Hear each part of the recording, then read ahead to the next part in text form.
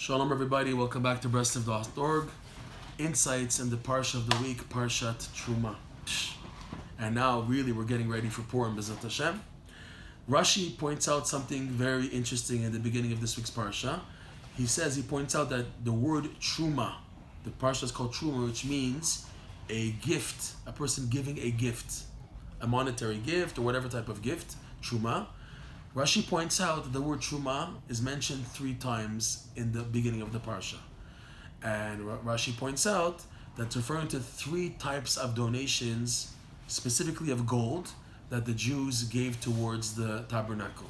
The first one was the standard quota for every Jew to give a half shekel, machatzita shekel of a gold, which was used to making the legs eventually, the golden legs where the beams holding up the walls of the tabernacle were inserted in. The adanim it's called.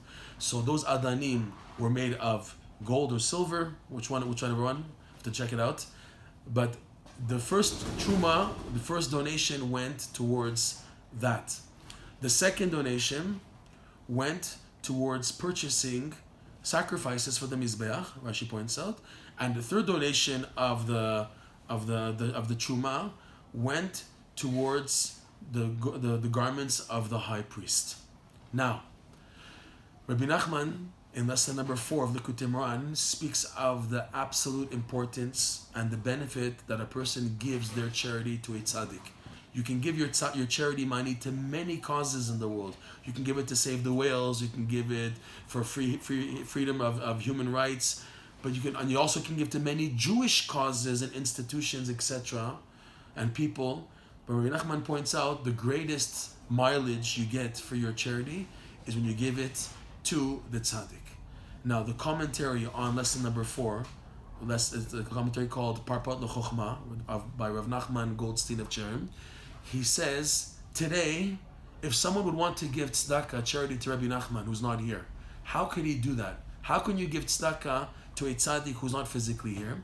So he says it breaks down into 3 categories. There's number 1, giving tzedakah, charity, to Torah institutions and prayer halls who daven and learn in accordance and the guidelines of the tzaddik. That's number 1.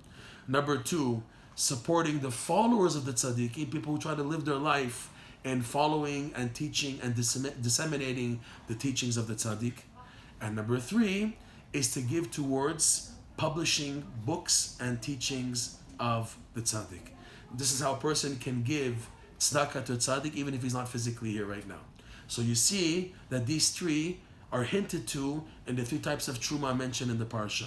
The truma towards the actual tabernacle, to making the adanim, which are on the bottom of the walls of the tabernacle, can be hinted to the idea of giving charity to support Torah institutions and prayer halls, synagogues that daven and learn in accordance with the teachings of tzaddikim. Number 2, giving towards the sacrifices, sacrifice being food, support, nourishment. That's a hint to giving tzedakah to supporting the followers of the tzaddikim.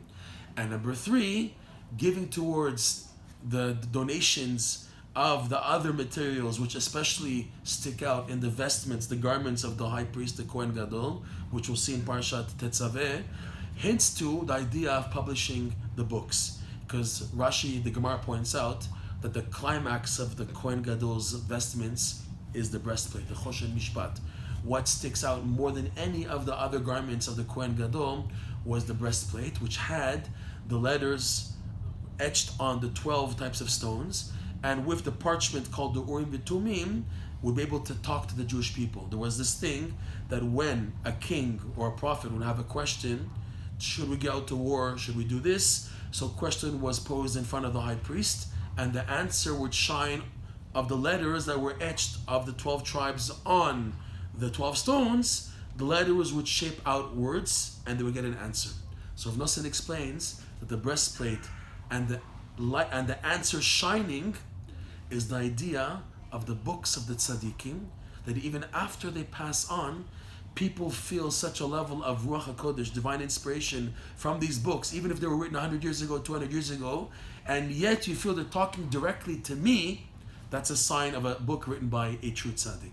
So Rav Nosson says the idea of Trumah, giving towards the publishing of books of the teachings of the tzaddikim corresponds to the idea of the breastplate. And this is hinted to in the third type of truma, donation towards the vestments and other materials needed for the Mishkan, and especially for the vestments of the Kohen Gadol, which correspond to this third type of charity. Shabbat Shalom.